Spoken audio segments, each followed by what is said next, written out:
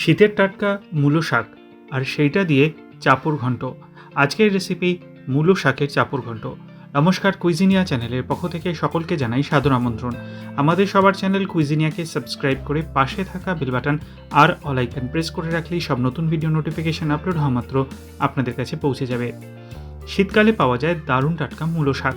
বাজার থেকে মূলো কিনে আসলে শাকটা কিন্তু সঙ্গেই থাকে, ফেলে দেবেন না, বানিয়ে ফেলুন সামনের পাতে খাওয়ার জন্য দুর্দান্ত সম্পূর্ণ নিরামিষ মূলো শাকের চাপড় ঘন্ট।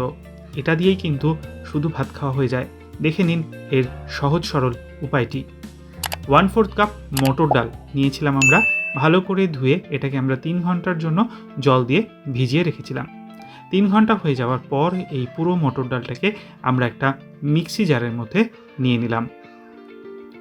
মটর ডালের সাথে আমরা এখানে দিচ্ছি একটা কাঁচা লঙ্কা, দিচ্ছি 1/4 ইঞ্চ পরিমাণ আদার টুকরো, স্বাদ অনুযায়ী দিয়ে দিলাম নুন, তার সাথে দেওয়া হচ্ছে সামান্য একটু চিনি, দিচ্ছি 1/4 টিস্পুন হলুদ গুঁড়ো, 1/4 টিস্পুন লাল লঙ্কার গুঁড়ো আর সব শেষে 2 টেবিল চামচ পরিমাণ জল।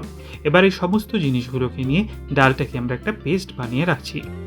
এই ডালটা পেস্টটা আমরা একটা বাটিতে নিয়ে নেব আর তারপর রেসিপিতে এগিয়ে যাব। তার আগে মনে করিয়ে দিই আমার নতুন চ্যানেল লাইফ ইজ প্রিশিয়াস, যেখানে জীবনের নানা দিক নিয়ে আমি আপনাদের সাথে আলোচনা করি। চ্যানেলটাকে সাবস্ক্রাইব করতে আজকের ভিডিও ডেসক্রিপশন বক্সের লিঙ্কটা প্লিজ চেক করে নেবেন। আর যদি ভালো লাগে লাইক শেয়ার কমেন্ট করতে ভুলবেন না যেন। ফিরে আসি রেসিপিতে। কড়াইতে সর্ষের তেল গরম করে নিয়েছি।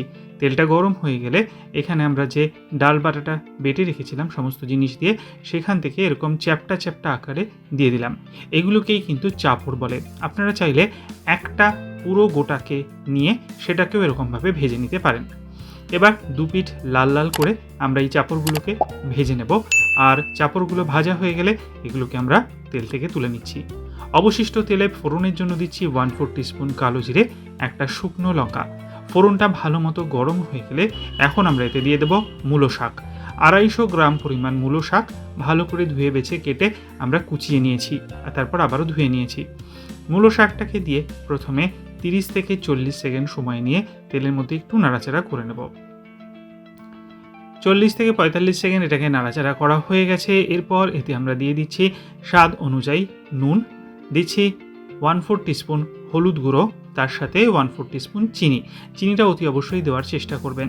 ভালো করে নেড়ে চেড়ে এবার এটাকে আমরা কুক করব 6 থেকে 7 মিনিট সময় নিয়ে।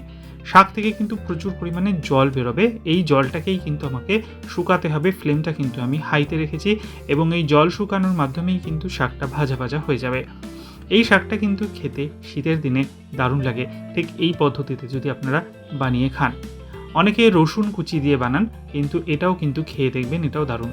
এবার আমরা ওই চাপড়গুলোকে হাত দিয়ে ভেঙে ভেঙে এর মধ্যে দিয়ে দিলাম, দিয়ে আবারও নেড়ে চেড়ে 2 থেকে 3 মিনিট সময় নিয়ে মিডিয়াম টু হাই ফ্লেমে এটাকে আমরা ভাজতে থাকবো। সুন্দর একটা গন্ধ কিন্তু বেরোতে শুরু করেছে আর এটা কিন্তু এখন আমাদের একদমই রেডি হয়ে এসছে। নামাবার আগে দিয়ে দিচ্ছি 1 টিস্পুন কাঁচা সর্ষের তেল, এটা কিন্তু মাস্ট। দিয়ে ভালো করে নেড়ে চেড়ে গ্যাসের ফ্লেমটা অফ করে দিলাম। তৈরি হয়ে গেল সামনের পাতে খাওয়ার জন্য মূলো শাকের চাপড় ঘন্ট। এই শীতে একটা মাস্ট ট্রাই রেসিপি। বাড়িতে অতি অবশ্যই বানান, খেয়ে কমেন্টে জানান কেমন লাগলো। আর ভালো যদি লেগে থাকে লাইক এবং শেয়ার করতে ভুলবেন না যেন। যারা এখনও চ্যানেল কুইজিনেকে সাবস্ক্রাইব করেননি, অনুরোধ করব চ্যানেলটাকে সাবস্ক্রাইব করে এই পরিবারের সদস্য হয়ে যাওয়ার জন্য। লাইফ ইজ প্রিশিয়াস অ্যান্ড গল্পের শিকালিকাল চ্যানেলগুলিকে সাবস্ক্রাইব করতে আজকের ভিডিও ডেসক্রিপশন বক্সের লিঙ্কগুলো প্লিজ চেক করে নেবেন। সবাই ভালো থাকবেন, সুস্থ থাকবেন। দেখা হবে পরের রেসিপি নিয়ে। নমস্কার।